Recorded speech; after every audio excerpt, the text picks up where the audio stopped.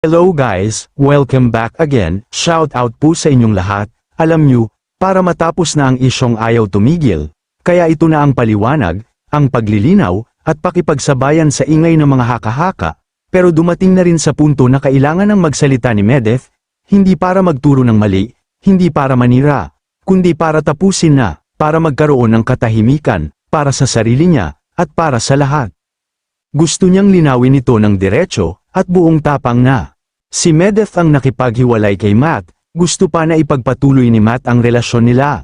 Pero si Medeth ang nag-insist na tapusin na, siya ang nagdesisyon, at inaamin niya yan, walang paligoy-ligoy, walang pa-victim, walang drama para lang makakuha ng simpatiya. Mahalaga ang katotohanan, lahat ng nakita niyo sa kanila, on-cam man o off-cam, totoo, walang peke, walang pinilit ng ngiti, walang palabas lang para sa camera. Totoo ang pagmamahalan, totoo ang samahan, totoo ang mga pangarap na binuo nila noon, pero hindi dahil totoo ang lahat noon, ibig sabihin hanggang dulo kakayanin. May mga bagay kasi sa buhay na kahit mahal mo ang tao, hindi mo na kayang ipilit, may mga sitwasyon na kahit pilitin mong intindihin, may mga bagay na hindi mo kayang tanggapin, at hindi dahil mahina ka, kundi dahil may hangganan din ang puso at isip ng tao.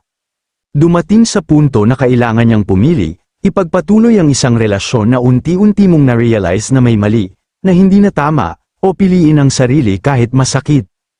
At pinili niya ang sarili niya, hindi madaling desisyon yun, walang madaling desisyon kapag may nasasaktan, lalo na kung alam mong mahalaga ang taong yun, kaya hanggang doon na lang talaga ang chapter nila hindi dahil walang halaga, kundi dahil tapos na ang papel nila sa buhay ng isa't isa.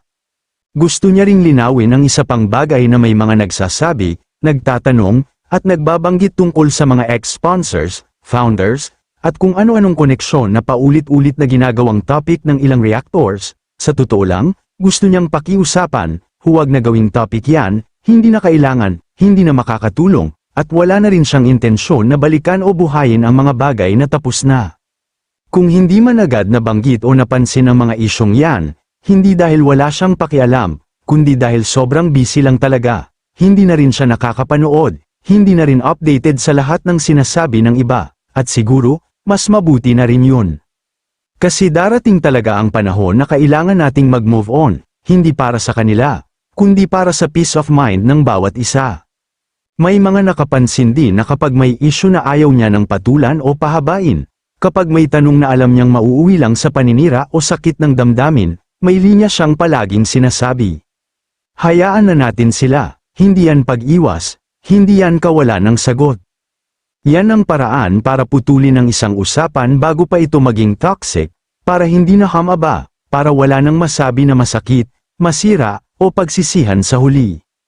Hindi lahat ng laban kailangang patulan, hindi lahat ng tanong kailangang sagutin, at hindi lahat ng katotohanan kailangang isiga. Minsan, ang pinakamatapang na desisyon ay ang tumahimik at magpatuloy, kaya ito na ang huli, ito na ang linaw. Ito na ang katotohanan, walang galit, walang paninisi, walang balikan, tapos na ang kabanata, at sapat na yun, kaya sana ay natuldukan na ang issue na yun, move on na po para sa katahimikan ng lahat.